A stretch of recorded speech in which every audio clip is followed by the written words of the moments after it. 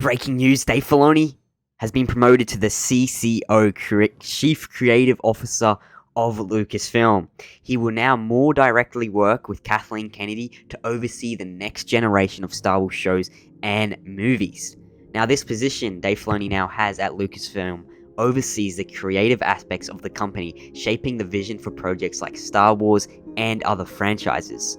They guide storytelling, artistic direction, and overall creative strategy, collaborating with various teams to ensure a cohesive and compelling creative output. Basically, they are doing what DC Studios is doing now. Filoni is the James Gunn, and Kathleen Kennedy is the Peter Safran. Now, let's fucking go. It's about fucking time. Welcome back to the Movie Pod. My name's Isaac, obviously joined by our co-host here, Joseph. Man, how you doing? Some exciting news. I'm good. You came into that real aggressive. Yeah, because finally, That was Dave Filoni's getting what he deserves, man. finally. Next step is president of Lucasfilm. This really hints at he I don't think he'll be there for another 10 years. Yeah, no, not yet. It won't yet. He's climbing the ladder. He's climbed from the very bottom of just being an animation supervisor. Oh, yeah. Starting on the Clone Wars. Now he's the CCO of Lucasfilm. He is right under Kathleen Kennedy. Now, this is a W, because now this role Dave now has, as I just said, it ensures that there is a cohesive and compelling story across the Star Wars movies, Star Wars TV shows, Star Wars canon games, Star Wars canon books, Star Wars canon comics. Dave Filoni will now make sure and oversee every single piece of canon content and make sure it's following canon and not breaking law. We needed him in this position when the sequels were coming out. They would be completely different. This gives me this full hope for everything coming out past next year. So next year, obviously, all the stuff coming out next year is basically finished. It's in post-production, so Dave Filoni, and he can't go back and say, oh, you gotta change this. They can't just go refilm now. So everything coming out from 2025 is under Dave's direction, and he'll be looking over. That includes the Rey movie. Now, that's probably what I'm really, really most intrigued and interested to see what he does with. Now, I might be wrong here, but I'm pretty sure this role now claims him as an executive producer on every single project. So we could watch the Rey movie, and then Dave's name will come up in the credits as an executive producer. So I'm really interested to see how he's going to really what he will do with that movie in terms of the story, because he obviously got to approve it and make sure it follows canon, which gives me a lot more I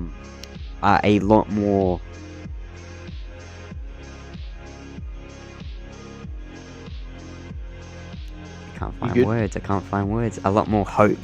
Gives me a lot more hope for the Rey movie, and kind of I reckon faith. There we go. Thanks, mate. Thanks, buddy. It gives me a lot more faith for it, with Dave looking over it. Same with everything, and it's good to finally know that there's going to be a cohesive storyline. Because in Star Wars, there's so much stuff, Disney Star Wars, that just makes you question, like, the stuff that came beforehand. Stuff in the Clone Wars. You watch all of the Clone Wars, and then stuff that happens in the sequels, it questions some of the lore they made in the Clone Wars. So Yoda goes to planet. Here's Qui-Gon. Yeah. Qui-Gon says, I can't be body. And then Obi-Wan shows up on Kenobi, Tatooine. I am body. Yeah. So it's good to know that hopefully now we're on safer shoulders. Yeah, we are. And Dave Filoni, obviously, he created the Clone Wars. He worked on every single one of those episodes. Yeah. So, and that's where most of the lore comes from. It's where a lot of the lore's being broken with recent Star Wars, because these new Star Wars creators are coming in and just not doing their homework, not caring about this stuff that came before, and just create something thinking it fits the story, when there's a lot more to Star Wars, and Clone Wars has built upon nearly all of that. See, it's the most important piece of Star Wars. The reason that the Clone Wars and Rebels, and whatever else... too. Yeah, Rebels. Maybe a little bit the Bad Batch, but not quite. But the reason that those things do so well is because it feels like the original trilogy and the prequels, although it's drastically different time periods and drastically different stories, they feel the same. They're cohesive, yeah. And so when Disney came in, yeah, exactly, they're cohesive. Mm-hmm. So when Disney came in and it changed the feeling, it was different directors, it was inconsistent directors. Yeah. It's been like directors who haven't, or writers who haven't written much and aren't like Don't know their Star Wars. aren't established. Yeah. And it's no disrespect to them, they're new, but it's Disney trying to appeal, and it's we've always said it, it's more of a business now, and Yeah. but I think that's part of the reason that it's so the sequels are still hard. It's not cohesive. Yeah, exactly. And with- Especially, I think with that's... Dave Filoni, who did the Clone Wars and kept it cohesive, Yeah. is And- now in more power. Exactly. And I think regarding the sequels, I think they could have been a lot more cohesive if they didn't switch writers for the second movie. Yeah, JJ writing 7, Yeah. and then Ryan came in and wrote 8. They never talked, they never connected, they never sat down and said, okay, No. this is our story, this is what we want for the sequels. JJ wrote number 7, and then Ryan came in and then created his own new story. He didn't care about anything in 7, killed a lot of stuff that happened in 7 off, like Snoke, Luke, and then JJ comes back for number 9 and does the exact same thing. He doesn't care about anything that happens in 8. He reverses all that and tries to continue where he left off in 7, and it creates this disastrous trilogy that makes zero sense, because you have this middle being number 8, which is completely disconnected. It's like it's just set in a different universe to what 7 was building off, and especially 9 tried to cancel out 8 so much, and that's where the sequels really failed. They didn't have a cohesive story, they didn't have a plan, they didn't have a set out plan. JJ and Ryan didn't connect once to try to make their stories connect and be cohesive. The planning for the sequels it's got to be the worst planning for a trilogy in movie history. It was disastrous. And it had too much writing on it to be disastrous. Like, I'm sure if you check sales and, well, no, maybe not sales, box office did well, but all around response. Yeah, exactly. It's in a decline now because of it. And so I think this was smart from Disney. I think they've actually maybe not listened to the fans, but listen to the ratings that Dave's been pumping out. Yes. Like, they gotta know that... I think Ahsoka would have had a lot to do with this. I think Ahsoka got a lot more love than a lot of people anticipated. Yep.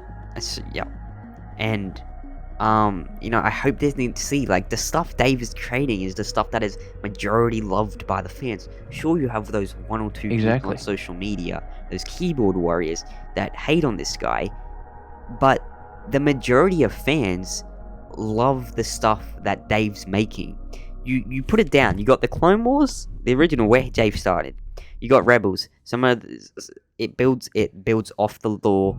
Clone Wars created. It builds upon it, and then you got the Mandalorian that Dave did with Jon Favreau. Sure, season 3 was rocky, but you cannot forget how good season 1 and 2 was. You got the Book of Boba Fett. Sure, that was rocky, but that was a lot more Jon Favreau. Solo Dave projects like Rebels, Clone Wars, Ahsoka really show that this is the man who needs to be at the center stage of the filmmaking process for Star Wars, at the center stage of writing Star Wars. Dave's still young. He's young in this filmmaking stage. He did animation. He studied animation. That's what he wanted to do. He's moved over to live action in recent years. He just did his first full live action series, Ahsoka, by himself, wrote every single episode and directed a few. And that's really hard to do. Live action is very different to animation.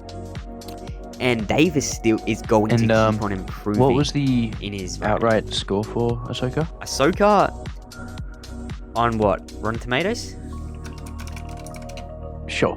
The whole season, all of it. 86%. The whole 86%. season. 86%. So about Yeah, 86%. What's the last thing that's come out that's that good? Star Wars related.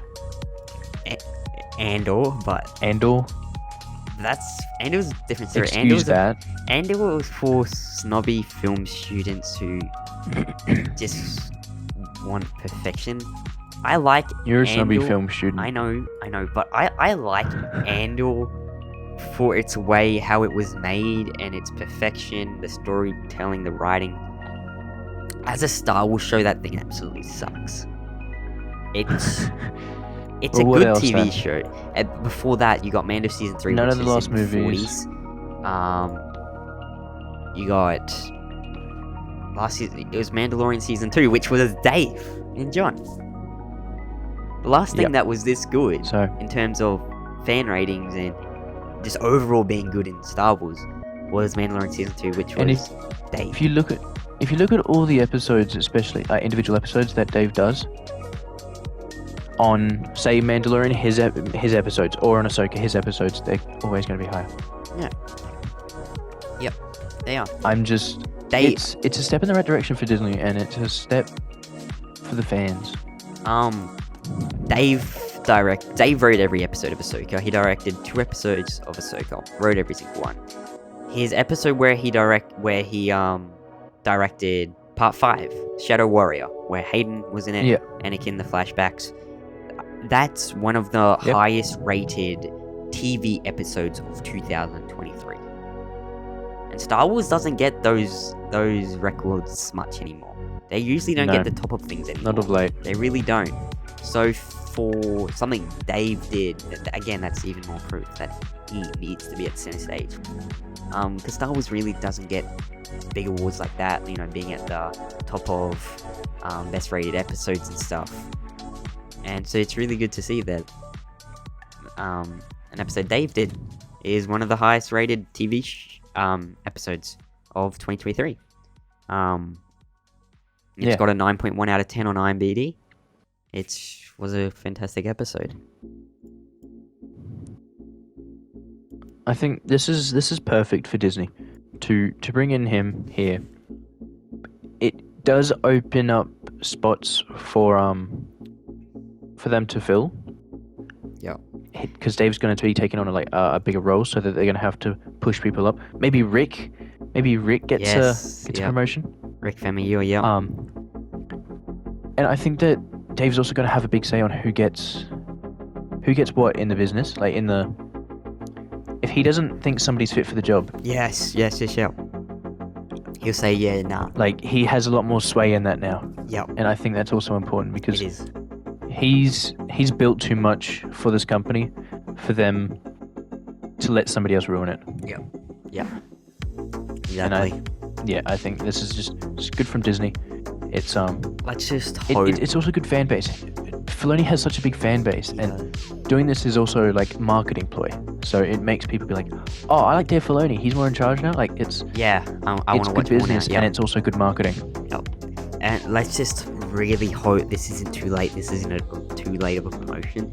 Star Wars has really dipped in viewership in this fan engagement in the last, really since last few years. Ahsoka performed well, but it didn't perform as well as it should have. And if Ahsoka came out directly after Mandalorian season 2, it would have done way better than it did. It did good, but it still should have done better. It didn't do as good as it could have. It was just bad. It's just Star Wars right now, as good as Ahsoka was, Star Wars is still in a really scary place. So let's hope it's not too late, and let's hope these next projects coming out in the next few years really bring us back. We need to get back in theaters. We'll have an episode coming out very soon about potentially The Mandalorian season 4 is now a movie. So look out for that. A lot of news on that. We've got the Rey movie coming out. We got Dave's movie coming out, Head of the Empire, rumoredly called that, which will obviously sum up the events of. It'll probably be the sequel to the Mandalorian movie. Is summing up Ahsoka and Mando, Book of Boba Fett, all that. Skeleton Crew we got coming out next year. Acolyte we got coming out next year, which is obviously set way before everything. But hopefully these next few things are good.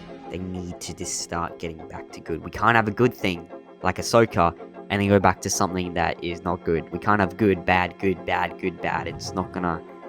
It needs to be cohesive. It's all about cohesiveness. So Dave now overlooking everything. You know, you got one man looking over everything who knows Star Wars better than anyone else in that company. Better than anyone else on this earth apart from George Lucas. Except for Sam Witwer. And Sam Witwer, yeah. Sam Witwer should get And it. Sam Witwer. Sam Witwer should be should be like co-CCO with Dave. Exactly, bro. Bro, he should be creating some Star Wars stuff. Yeah, he's too young. So much. He's too young. He's so knowledgeable though. Is he still contracted at Sony? He did some voice acting for Sony. Yeah. I don't know. He played what was it? Days Gone. He played the guy in Days Gone. And he would stream himself playing Days Gone. He does. Yeah. He's there streaming a lot. He's Twitch. Pretty cool. But hopefully, new role with Dave. Really. Just hope it's not too late. But no, it's good. And let us know what you guys think of this. I do know there are a few people out there that don't like Dave. And whenever I ask these people why they don't like him, they cannot give me a straight up answer. They just don't like the sake of... And it's always... this can't be a coincidence, but it's always the sequel fans that don't like Dave. I really noticed that, especially on Twitter. The people that like the sequels, people that don't like Dave Filoni, I reckon they're just afraid that he's really going to try to... I don't know, it's like those people who don't want Star Wars to be... I really don't get it. You know, love what you want, but I don't know. Anyway, guys, want to make this episode today talking about this, giving our thoughts, and it's definitely a W from us, definitely a W from most of the fan base, and we're happy for Dave, very happy for him. So, you know, we'll see what happens next. Anyway, guys, thanks for listening today. This is Movie Pod. My name's Isaac, joined by our co-host Joseph, and we'll see you guys in the next episode here on the channel. Alrighty, guys. See you then.